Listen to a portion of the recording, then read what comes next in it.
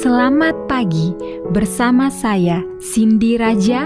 Mari kita awali pagi ini dengan semangat baru, motivasi hidup sehat dan inspirasi yang akan membawa kita lebih dekat kepada kebugaran fisik, mental dan spiritual. Perubahan kecil dalam hidup kita hari ini bisa menjadi langkah besar menuju umur panjang yang penuh kebahagiaan. Bersama kita akan merangkul kisah kemenangan, wawasan menarik, dan kekuatan harian yang berakar pada kebesaran Sang Pencipta. Tetap bersama kami di program Renungan Pagi, di mana setiap kata adalah dorongan untuk hari yang lebih baik. Kita mulai pagi ini dengan syukur dan harapan menuju hidup bugar selamanya.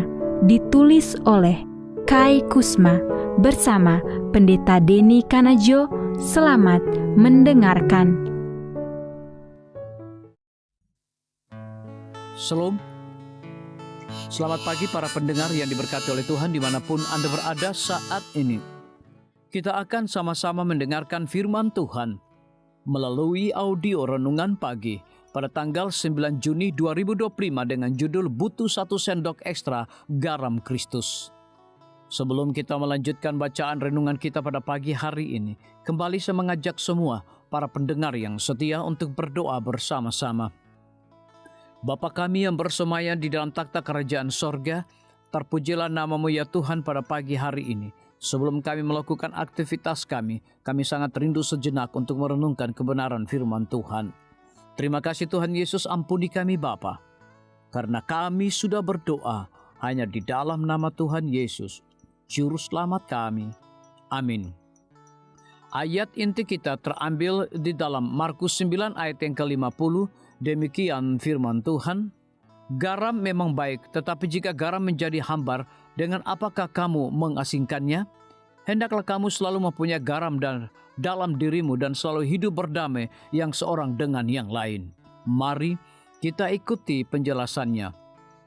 Sedikit garam sangat penting dalam makanan kita. Sedikit garam sangat penting dalam makanan kita. Saya menyadari hal itu ketika saya dalam diet buat selama beberapa hari dan mulai mengalami kram kaki. Teman baik saya, Bernel Baldwin, tersenyum dan berkata, "Cobalah sedikit garam." Itu berhasil. Seluruh sistem elektrolit tubuh kita bergantung pada campuran garam yang tepat. Namun di negara-negara maju, masalahnya jarang sekali terletak pada kekurangan garam. Garam menyebabkan penyimpanan cairan yang meningkatkan tekanan darah, dan itu bisa menjadi pembunuh. Sepertiga penduduk menderita tekanan darah tinggi dan tidak mengherankan karena kita mengkonsumsi garam 20 kali lebih banyak dari yang kita butuhkan. Makanan alami rendah natrium atau garam dan tinggi kalium yang membantu mengontrol tekanan darah. Namun makanan olahan membuat asupan garam tidak lagi diperlukan. 3 sendok teh saus tomat mengandung 1000 mg. Acar dill 3000 mg. 1 sendok teh mengandung 5000 mg murni. Makanan olahan yang kita anggap sebagai makanan manis syarat dengan garam. 1 cangkir puding coklat Jell-O mengandung 1200 mg. Dan sepotong kue dapat dengan mudah melebihi 1000 mg. Hampir semua sayuran dan sup kalengan komersial adalah tambang garam. Jika Anda berisiko terkena tekanan darah tinggi, Anda bisa hidup 15 tahun lebih lama jika Anda berhenti mengasingkan makanan Anda. Dan ketika Anda melakukannya, kejutan, selera Anda terbangun dan Anda akan mulai menikmati rasa alami makanan dan rasa garam dibandingkan orang lain. Namun kita semua dapat memperoleh manfaat dengan menghindari tambang garam. Dalam kitab suci, garam merupakan bagian penting dari setiap korban persembahan perjanjian lama. Menandakan bahwa hanya kebenaran Kristus yang dapat membuat persembahan kita diterima oleh Tuhan. Imamat 2 ayat yang ke-13. Dalam perjanjian baru, Kristus menantang kita, "Kamu adalah garam dunia." Matius 5 ayat yang ke-13. Di Palestina, garam digunakan untuk memberi rasa dan untuk mengawetkan. Itu dikumpulkan dari rawa-rawa di sepanjang pantai atau dari danau-danau daratan. Jika dibiarkan di atas tanah atau terkena hujan atau sinar matahari, garamnya larut itu akan tersapu pergi, hanya menyisakan kotoran yang hambar. Dengan kata lain, rasa hilang. Sebagai umat Kristen, kita tidak akan berbuat banyak kebaikan kepada orang lain jika kita tidak bergaul dengan mereka sehingga membiarkan rasa kita atau kebenaran Kristus terhapus. Atau ketika kita kehilangan karakteristik yang menjadikan kita Kristen, seperti yang Kristus katakan dalam Markus 9 ayat 50, untuk dapat rukun satu sama lain, kita membutuhkan garamnya. Mintalah kepada Kristus sesendok ekstra dan lihatlah perbedaan apa yang dapat terjadi pada hidup Anda hari ini. Biarlah bacaan renungan kita saat ini akan menjadi berkat bagi kita semua. Kembali saya mengajak semua para pendengar yang setia untuk berdoa bersama-sama. Bapa kami yang bersemayam di dalam takhta kerajaan sorga, terima kasih Tuhan Yesus, oleh karena firman-Mu pada pagi hari ini memberikan berkat dan kekuatan rohani bagi masing-masing kami. Pada saat ini hamba berdoa untuk pemerintah kami.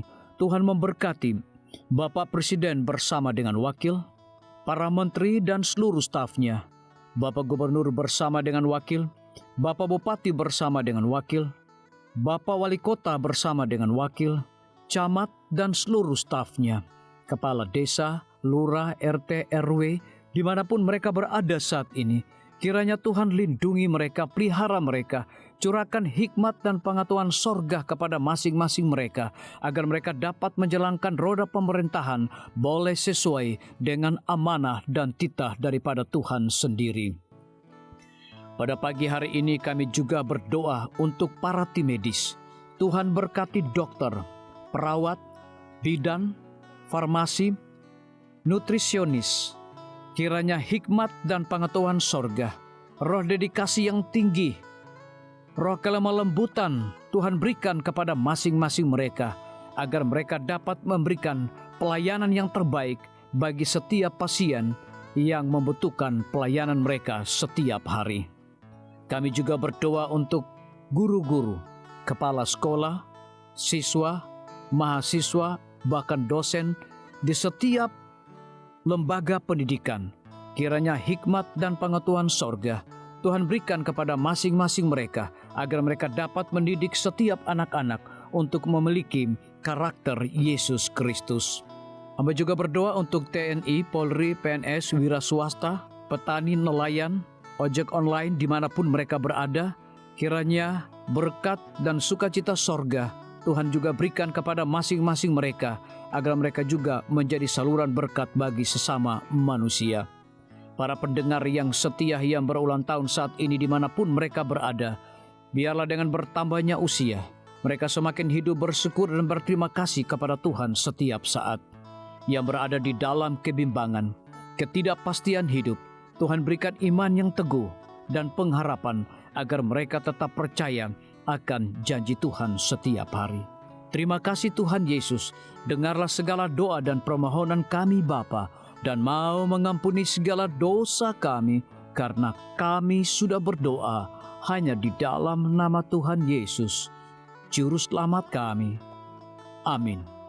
Demikian firman Tuhan yang telah kita dengarkan. Semoga hari ini menjadi berkat bagi kita semua. Sampai jumpa, Tuhan memberkati.